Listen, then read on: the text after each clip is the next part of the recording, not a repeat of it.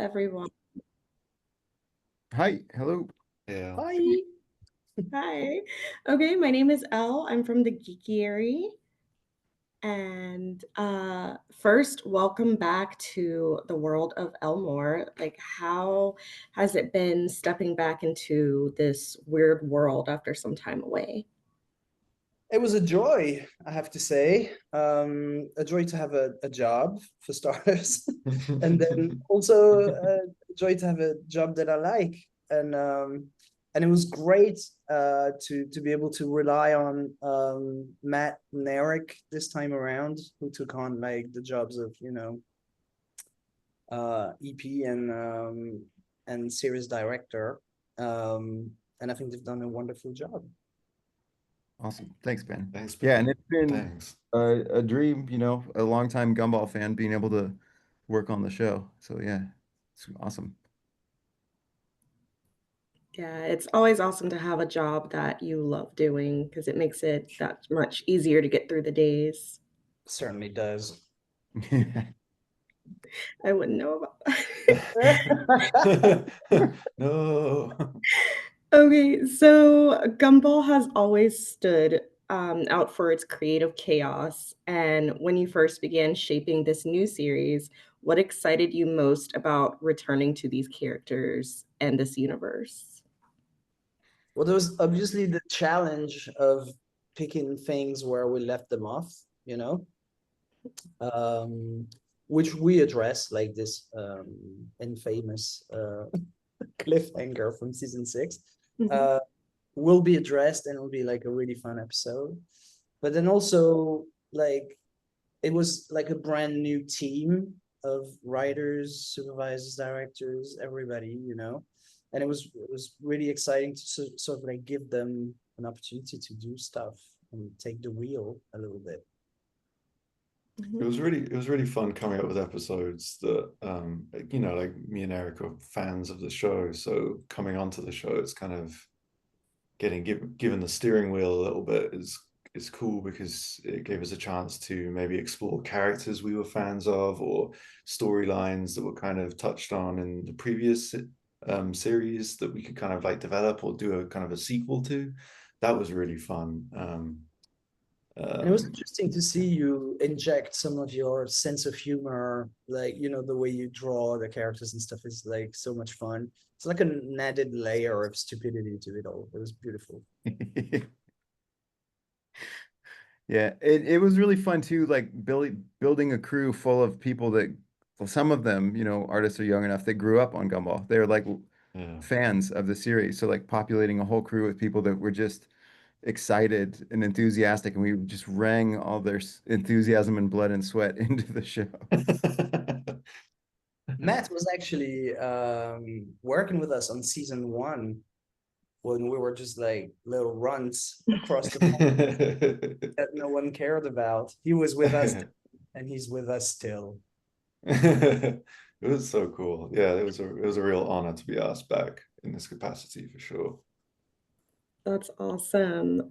Going off of that, each of you bring a unique perspective to this creative team. How did your individual strengths or backgrounds shape the tone or direction for the wonderfully weird world of Gumball? A deep question. Yeah.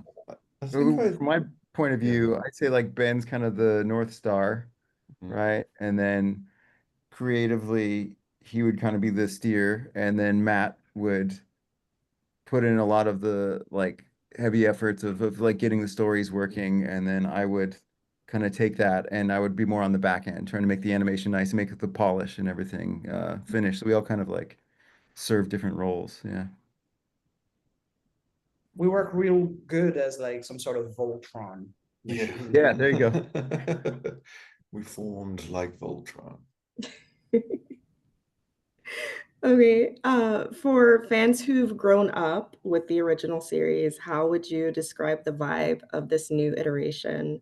Is it like a familiar chaos, or is it a whole new flavor of weird? It was definitely intended to be a continuation of the show, so we wanted it to feel familiar. We wanted to give the fans more of what they know and love. But at the same time, I think inherently in Gumball's DNA is that like spirit of trying new things and commenting on things that are happening now in the world. So hopefully it feels familiar, but fresh and new and exciting. Honestly, I think we got weirder, That's if anything. Became more unhinged, you know? I feel like that's gonna be a blast to watch. Mhm. Is this something that new fans coming into the show, can they just jump in and understand what's going on, or do they need to watch previous seasons? Um, I reckon they could just jump in, like all the stories are standalone, you know, by Mhm. essence. I would recommend them to start from the beginning, obviously, to get acquainted with like the various subplots and storylines that are in there. But yeah, it's totally possible to just jump in and have a laugh, you know? Mhm.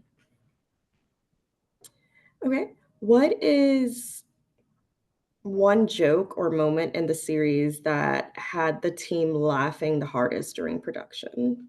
If you can talk about it. Let me check which episodes have been delivered real quick. Yeah. Um, uh, like, I I mean, think the lot. I laughed when I saw the burger design that he had. Yeah. Like that was the first laugh, I think. That's the one I remember the best, you know? That's good. yeah, I because like, that one was kind of the first one to get rushed through production to so it could be debuted at Annecy, the film festival. So it was like for us rebuilding and getting this whole thing running, it was like a proof of concept, like being able to see this beautifully rendered 3D funny burger character. Yeah, that was really exciting. there's moments in the butts and the teacher I think made me laugh the most, which I think Hmm. we're showing at Comic-Con. Um, but yeah, I think there are moments in those which I was really like, damn, I can't believe we got away with this. Like, I'm glad we did. Alright, what's a small creative decision, maybe like a background joke or a visual gag, or like writing a character quirk that you're personally proud of, but you think most people missed it? Hmm. Really, I Um, think that That's a thinker. I mean, literally, the character Rob was written as a mistake at first, and then went on to this journey of becoming like one of the most important characters in the show, in terms of where the fate of Elmore might go, you know? Mhm, Like to me, that's like a good example of a mistake turned into like something fun and successful. You know? we did, we did a cool episode. There was one we did with Claire and Wilson, who are kind of like don't feature that much. They're in like a few episodes, but they're like it's Wilson's just a bit of a background character, I think, um, um, in previous seasons. But like we kind of like dug in on their relationship and did this whole episode about their story, Claire and Wilson's like romance. I think that was a funny episode to do because we were taking like very like background characters and then like developing them more. That was a really fun one.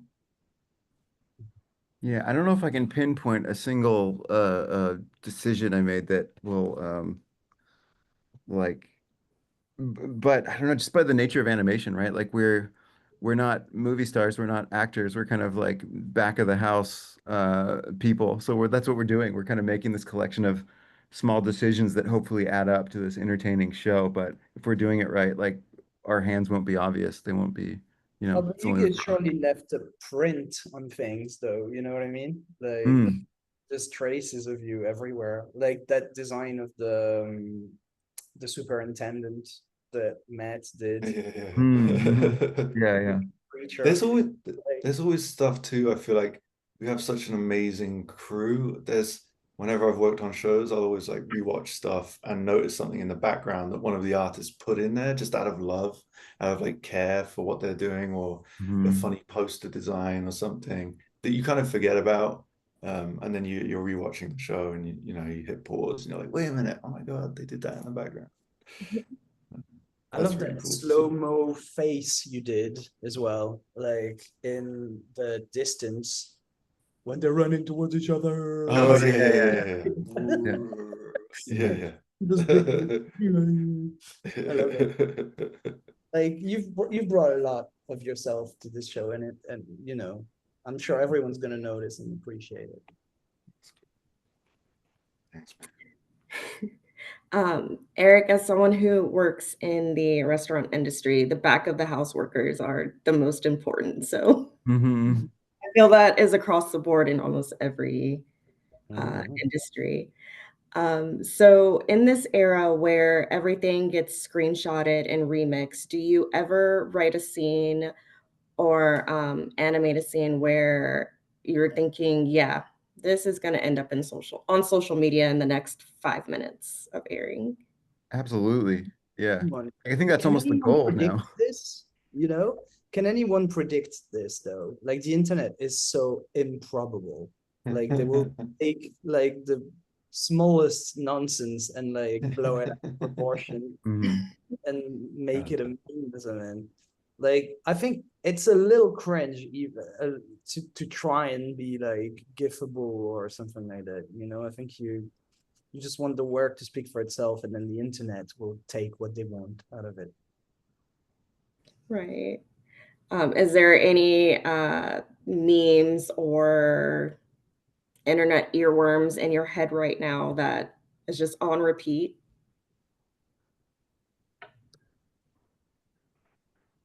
I'm having a laugh with those AI remixes of songs from The country ones? just like there's some like Motown style like 1960s 70s like remixes of those songs, and some of them just make me laugh. It's just go. I know it's bad because it's AI, but I can't help it. Too Um, I mean, many. I There's too like many. the classics. Anytime like cats are so weird, they do that thing where they get like I think they're like angry or they want to fight or something. They get too much spit in their mouths and they almost start talking in English. Like any of those videos I'm all about. I think that Long Johnson is the classic one, but I have a thread with a friend that we just send those back and forth. So I'm always happy when I get a notification for them because it's a new cat video. I'm loving all the Love Island stuff right now on TikTok because I'm watching that and that's what I'm obsessed with right now. So um, lots of Aces dance videos. I don't know if anyone knows what I'm talking about. Love Island TikTok videos. Everyone keeps telling me to watch Love Island. Do you recommend that I should just binge it? No, don't waste your life. Live your life. Go outside. I would say with a brain rot warning, yes. Yeah, Just yeah, you just have to go into it knowingly. yeah. Um, do you have a favorite scene or episode from Gumball that you felt the most personally connected to, either emotionally or creatively? Yeah, for sure. Um, like there's this episode where we address what happened to Rob and stuff like that, and if that one felt like we were doing this character a solid for the first time in a long time, and it felt kind of emotional for me because I Mm. sort of care about him. There's a lot of like Nicole episodes. I feel like I can relate to Nicole and just like someone who's like just trying her best to kind of like keep things afloat and like no matter what she tries, things just gonna blow up in her face and just that ending kind of like resignation, like, oh yeah, okay, my family is imperfect. I don't think things will ever be as good as I want them to be, but I'm okay with it. I think I That's can relate literally to what happens to a showrunner, isn't it? This is where it's it. Yeah, exactly. it's Yeah. like you're I think trying I to can keep relate. everyone together, and it just Exactly. refuses to stay together. Yeah. Yeah. There's an episode called The Entrance that I got to board a sequence for and work with a guest artist on that I think just creatively was really fun to do. So that's probably my favorite chunk of Mhm. the season. it's this great illustrator. I don't know if you know him, Al, called Neckface. You ever heard of him? Yeah. Like he's very connected to the whole like skate scene, and he's awesome. And we got like a whole sequence that him and Erik put together, and it's banging. I'll have to go look him up along with Love Island. Oh no. Oh Love no, Island, don't do Love either. Island Neckface collab is Yeah. A Clash of Titans. Who do you are the Gumball characters in the show? What reality series do you think that they would be binging? Wow. Naked and Afraid for sure. Yeah, Naked. Yeah. Or Naked Attraction. Ooh. Richard. Young to do it. Yeah, Richard Naked Attraction. Gumball Darwin Naked and Afraid. I think Richard would watch MasterChef and stuff like that too, right? Yeah, true. Just to- Yeah. Yeah. Gordon Ramsay's kitchen nightmares. Yeah. What's that show about? Sparking joy and like cleaning your house? That would be Nicole's jam for sure. Yeah. Marie It was- Kondo. Oh, Marie Yeah. Kondo, Yes. yeah. And then there was those ladies, those blonde ladies that kind of followed up her in her footsteps. She'd probably be into that too. Mhm. Okay, well, we're officially 2 weeks away from San Diego Comic-Con. Are y'all excited? And can you talk about what you will be bringing the fans? We're bringing them joy and wonder, And weirdness. bucketfuls of it. Wonderfully weird worlds. Yeah. We're gonna screen 2 episodes at the panel, so that's gonna be fun. Awesome. That's great. And is there anything about the new series coming up that you can talk about that you're most excited for fans to see? I'm excited for them to watch it. Please. Please. And yeah, I mean, there's some real beautiful gems in there, and there's a bit of everything for everyone to, like children and adults alike. I hope they're gonna find something that they like in it. Yeah. I hope they feel like they've been reunited with like a long lost friend, Mhm. Okay, well, thank you all so much for joining me, and I hope the new season is a huge success. Thank you so much. Wow. Thank you.